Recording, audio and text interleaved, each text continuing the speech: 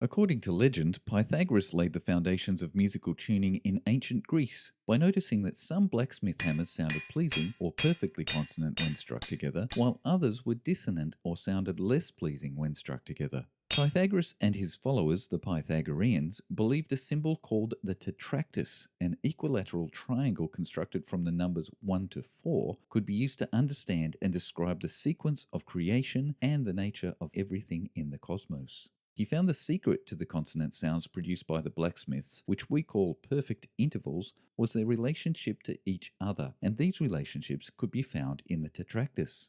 Two objects the same size produce the same note.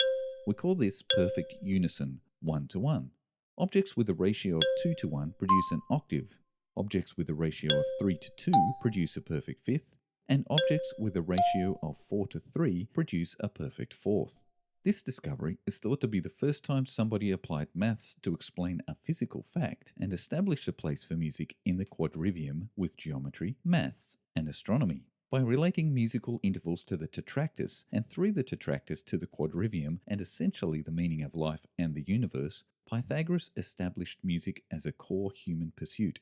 The good news was that these ratios didn't just apply to blacksmith's hammers, and over time they were applied to tuning string instruments, wind instruments, and percussion too. So, it's no understatement to say that these four perfect intervals are a vitally important foundation in our musical system. Let's see how we can begin to understand perfect intervals and integrate them into our music making. We've talked about intervals as measured from the tonic of a scale, but now we'll expand our understanding of intervals to mean the distance between any two notes. Let's look at the C major scale on the staff and keyboard, for example. We know the distance from C to D is a second and from C to E is a third, but D also has a relationship to E. It's also a second. So, all notes have intervallic relationships to each other, which we can label a third, fourth, fifth, etc. We can identify intervals based on any note on the staff, an instrument, or orally. Two notes can be sounded one after the other. These appear horizontally on the staff like a melody. So we call intervals played this way melodic intervals. Two notes can also be sounded at the same time. These appear vertically on the staff like a chord. So we call these intervals harmonic intervals. If we can imagine the sound of the interval, we can hear what it sounds like when we see it notated, and we can identify it when we hear it. To get started imagining and orally identifying the sound of intervals, there are classic songs that music teachers use to help.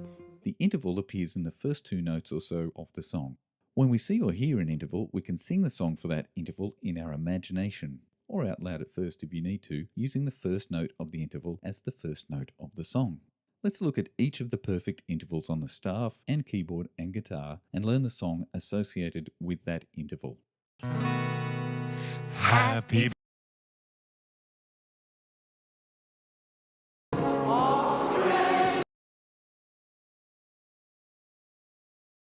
Twinkle, twinkle.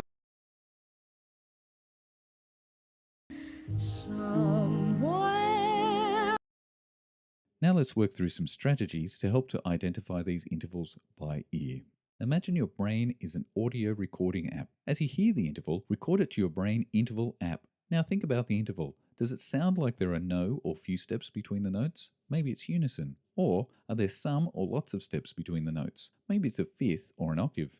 Once you've made a guess, try singing the song for the interval you've guessed along with the recording of the interval you have in your brain audio app. Does it work? If yes, that's the interval. If no, keep trying different songs until it does.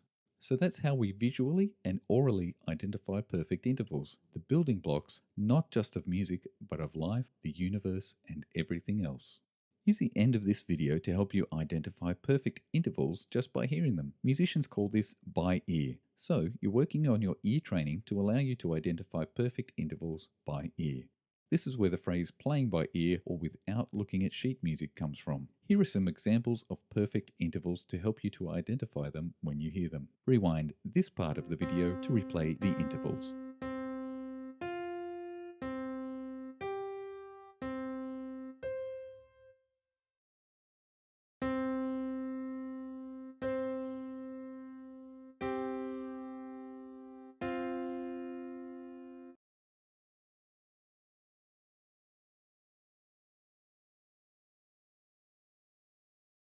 Do, re, mi, fa, sol, la, ti, do, so, do.